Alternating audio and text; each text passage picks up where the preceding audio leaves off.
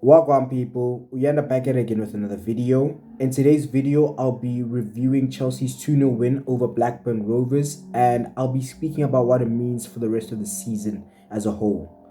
Now, this review is coming out later than expected due to the fact that I am within exam season, right? And Thursday, I wanted to record the review, but then I was writing on Friday morning at 8, so I decided not to record the review and instead to study. And I think that was the right decision. And after the exam on Friday morning, I was quite tired, right? So I needed to rest and recharge. So that's why the video is only coming out now. Anyways, let's get into the review itself. Pochettino surprised me a little bit with the lineup that he put out to face Blackburn Rovers, right? And in one instance, it was a good surprise. In one instance, it wasn't such a good surprise.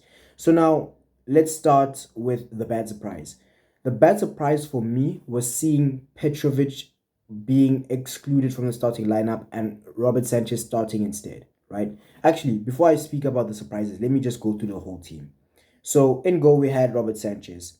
At right back, we had Reece James. Right centre back, Axel Disasi. Left centre back, Benoit Badiashile. Left back, Marco Correa. Cool. Then in the double pivot was Leslie Gochuku and Mr. Enzo Fernandez. Then the three in front of them were Raheem Sterling on the left, Conor Gallagher centrally, and who was on the right? Cole Palmer on the right. And up top, we had none other than Nicholas Jackson. Now, Pochettino surprised me by choosing to start Sanchez over Petrovic because I didn't think that this was a game that Sanchez needed to play. Because when you look at it, he's been doing decently, right?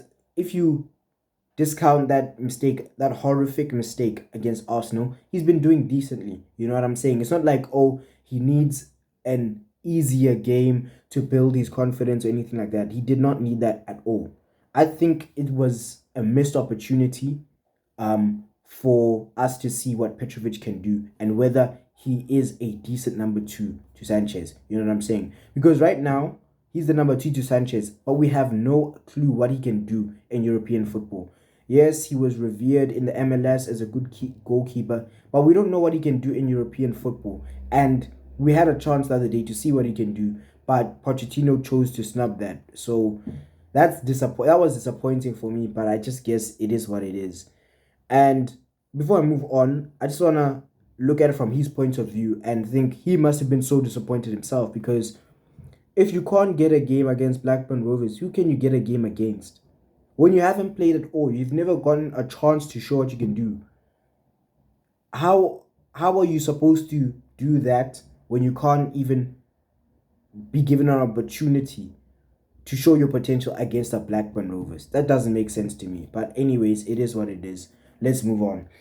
Now, I was surprised to see Benoit Badiashile start because yes, he has been available on the bench in the past two games, but he hadn't played any minutes right off the bench. So for to see him start right for the first time since coming back from his injury, which he had last season, that was rather refreshing, right? And to see that Disasi and Badiashile French partnership, French connection, right? That they already had at AS Monaco, their former club, that they now bring into Chelsea. It was refreshing to see. So that was quite good.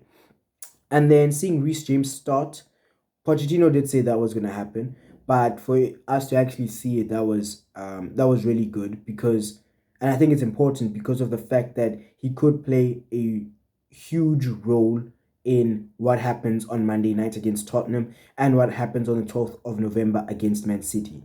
Now, let's get into the performance itself. I was underwhelmed. That's all I can say. I was underwhelmed. And whilst I was watching the first half, I was just thinking to myself, what is this? What am I watching? Surely there's a better way for me to be using my 45 minutes because that performance was not good enough, bro. Like, how can I explain this nicely? It was the same old thing that we've seen when Chelsea are lacking creativity. Passing the ball side to side, right, backwards, hoping that, or maybe the centre backs are going to pick up the ball and they're going to sling diagonals. You know what I'm saying? That kind of thing. and it was just really very difficult to watch, very very painful to watch. It was not fun at all. Now, it's not that we weren't trying, but we really need to improve our creativity because it's really not good enough. You can't have a team who are supposed to be ballers as a collective, but then we're looking at Cole Palmer to get the ball, right? Drop the shoulder, lose the defender, and then pick out players with very good vision. Players who aren't really even moving. You know what I'm saying? I don't like that because then what you're doing is essentially saying, Cole Palmer, we're going to give you the ball, you make something happen for us. And then everybody else is just a bystander. They're a free rider. They're free riding off of his good performance. I don't like that at all. Now, not only the lack of creativity in terms of us not knowing what to do, not knowing how to break down a low block, what I saw is the fact that there's a lack of movement, as I said just a few seconds ago. The lack of movement is so severe that you have Cole Palmer saying to Nicholas Jackson, move into that space, press harder. Why am I the only one pressing? There was a point in the game where Kukurea had the ball in the first half and he passed it to Gallagher, I believe it was. And at some point, he was just standing completely still. And I'm just thinking, Cuckoo, move, do something. Because if you just stay where you are, nothing's going to change. We're not going to get in behind with you guys just staying where you are. You need to move. You need to be proactive. So those are things that Pochettino needs to work on with this team, right? Now, Blackburn, credit to them, they show that they're serious. They didn't just come to Stamford Bridge to sit back and just soak up the pressure the whole time. You could see from the early minutes of the game that they were offering a press to Chelsea. They were making things difficult in terms of playing out from the back, which I commend them for. And when they had the ball, right, they tried to string passes together, right, try to make certain things happen. And in the early stages in the first half, they were doing that here and there. But as the game went on, they just started being more sloppy with their possession, right? So they'll win back the ball, but soon after winning back the ball, they've given it back to us, which did not help their cause at all. So that's where they went wrong. Now, even though we were not playing very well, right? The key players who I'd like to look at and say, you know what, you were actually doing a decent job. I would say it's Reece James. Reece James is definitely one. Enzo Fernandez is one as well. Marco Correa and Cole Palmer. I think everyone else was not at the level that they needed to be at. Now, for example, someone like Marco Correa, you could see that he had a willingness to go forward, right? A willingness to overlap, right? It's just that was hindered by the fact that it seemed as if Raheem Sterling was ignoring him at times. Because what you'd have is Marco Correa running down the wing, right? And Sterling has the ball, right? And he could now choose to cut inside, or he could choose to pass it to Correa on his outside, right? Choose making an overlapping run. And most of the time, he would just choose to come inside. He wouldn't choose to play Correa. And I think for me, that was very frustrating to watch because it's like you continuously cutting inside and things aren't working right now. So just give it to Correa. Let's see what can happen. Give it to Correa, get into the box. Maybe a cutback comes for you. You score like that. That's what I was thinking.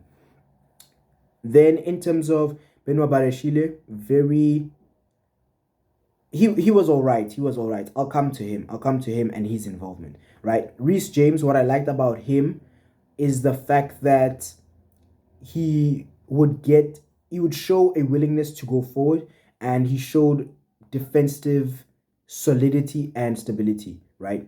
Which is something that I think we've missed in the team, because when Badiashile played against Brentford, when Disasi played against Brentford in the right back position, what you would see is that defensively he was relatively solid, but he didn't offer much going forward at all. Whereas Reece, even though you could see there were signs of rust, he was still trying to get forward, trying to make things happen, right? Making runs so that someone like Enzo, who has good vision, could notice that run and play the ball in behind. Now Chelsea and business. Reece is putting a ball into the box, right?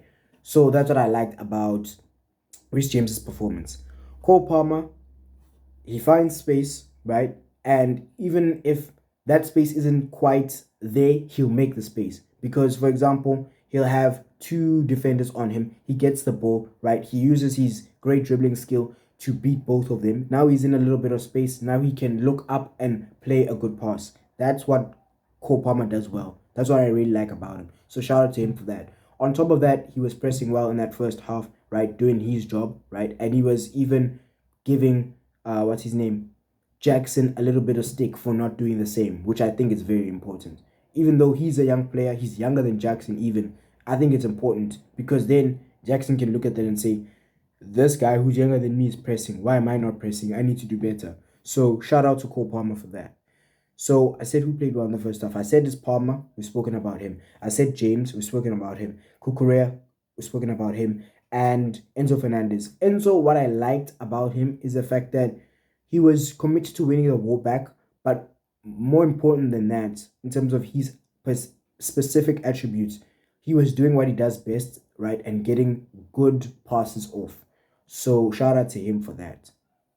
Now, let's get to the goal. With the goal, it was a goal that was a bit fortuitous, right? And as much as it was fortuitous, I'm very, very happy that the goal scorer took it very, very well. Even though finishing is not his forte at all, it's not even his job, but he did the job very well regardless. So what happened was we got a corner, right? And it gets played into the box, right? And it gets dealt with to some extent by the Blackburn defense. However, Gallagher picks up the ball, right? And he puts a ball into the box, right? Which is palmed away by the goalkeeper. But the goalkeeper doesn't palm the ball far enough away to get it away from danger. And also, the specific position that he put it in was very, very inviting for Chelsea, right? So now he puts it into a very inviting position for Chelsea, and Benoit Badiashile finishes it off excellently well. This man is a centre-back, but he took that strike as if he's a forward who does that as his bread and butter. That's something that he does all the time. It's how he makes his living, you know? So I was very happy to see that. It was great to see Badiashile in the lineup as a whole, but for him to score as well, that made it even better. Now, we go into halftime with a 1-goal lead, right? Come out for the second half. And like I had said, the first half was not good enough from us, right? We needed to raise our level because it had certain issues. And in the second half, we did raise our levels a little bit, but we still weren't at the capacity that Chelsea can play at. So if you think about a football team's performance having levels to it, right? And 100% is maximum capacity. They can't play any better than that. We were at about 30% in that first half and maybe 55%, 60% in that second half, right? And what was annoying for me was the fact that we had about 22 shots on goal, only 7 on target, right? Against a championship team who sit 12th, who have the 5th worst defense in the championship. You know, I'm thinking, what's going on? What's going on? But luckily for us, we did get a second goal. Now, the second goal did also come through a Blackburn Rovers mistake once more, right? The ball is given away. Cole Palmer intercepts it, right? Very diligently. And he plays in Raheem Sterling. Raheem Sterling takes a shot from outside the box and curls it delicately into the corner of the net. Now, with that, I am aware of the fact that we got lucky. But at the same time, I'm glad to see that Raheem Sterling got an opportunity. He was composed and he just put it away. And after he scored that goal, his performance improved exponentially. Because first half, I wasn't feeling his performance. Second half, before the goal, I wasn't feeling his performance. But after he scored, then he started to play more freely. He's now taking people on, doing what he does best, which is something that he wasn't doing in the first half and in the second half before he scored his goal. So shout out to him for that. Now, you could say that Blackburn Rovers could have gotten a penalty. They really, really could have gotten a penalty because there was an instance in which a Blackburn Rovers player had the ball, right? And he put it into the box. And Gallagher's left arm, it was his left arm. It was sticking out, right? And the ball hit his left arm. Now, there are certain situations where you look at and you say, oh no, he's too close to the opposing player to be able to move his arm out of the way of the ball. But that wasn't the case in this instance. It looked like he kind of did it on purpose. And we're very lucky to get away with that. Um, in my opinion, I would have been happier if VAR was present at Stamford Bridge and just gave Blackburn the penalty, because that's the fair thing.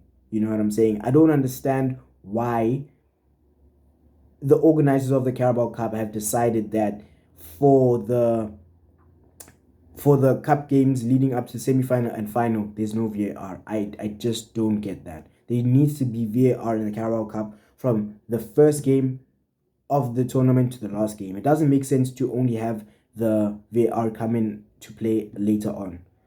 So yeah, that's what I thought of our performance. And our performance was a bit worrying because against a top team like Arsenal, were bringing good performances, right? You can see the boys are motivated. But then a team like Brentford, yes, it's a different dynamic, but then performance drops off. And you're thinking, if you guys can do it against the bigger teams, right? The top teams, your Liverpools, your Arsenals, why can't you do it against your Brentfords? Why can't you turn on that kind of good performance in the same way against a Blackburn Rovers who are in the championship? So that is something that I think shows that maybe the mentality of the players isn't where it needs to be, right? Especially someone like Nicholas Jackson, right? Right now, I think maybe he needs some time out of the team because, for example, I said he wasn't pressing, right? And Cole Palmer was giving him stick about that. But on top of that, it seems as though mentally maybe he's just not quite there, because there's certain things that he should be doing that I think are rather not easy, but he makes them look more difficult than they are. For first touch, for example, sometimes it's very heavy. Sometimes his close control is just not good enough and he gives the ball away easily. Sometimes he's in a challenge and then he just goes down too easily. And it's just like, my guy, what's going on? We know you're better than this. So why are you performing like this?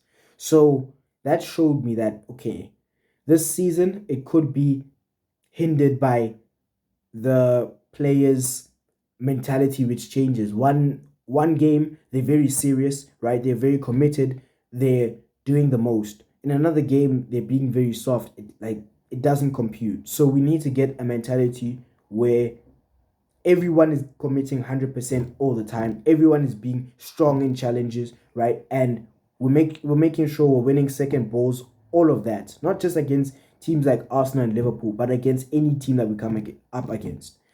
Now, I'm glad that we are through to the quarterfinal, right, of the Carabao Cup. It wasn't the best way to get through, but we got through and we just need to keep moving shamelessly. Now, we could actually win this competition. It's kind of looking all right because Man City are out, Tottenham are out, Manchester United are out. If I look at the big threats in the competition, it's Newcastle, who will play in the quarterfinal on the 19th of December. And then you've got Liverpool as well, who are a strong team who could win it. You've also got Newcastle, who is a strong team who could win it. Arsenal are likely out, and they were dumped out by West Ham. So that's sensational.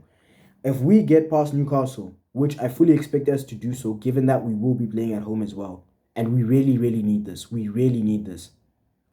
I think that we can actually win this competition. Even if we were to come up against a team like Liverpool in the final, it doesn't matter. We just have to beat them because we need this Carabao Cup trophy. We absolutely need it. And things are looking all right. So we must press on and we must just do a good job and hope that everything is going to be all right.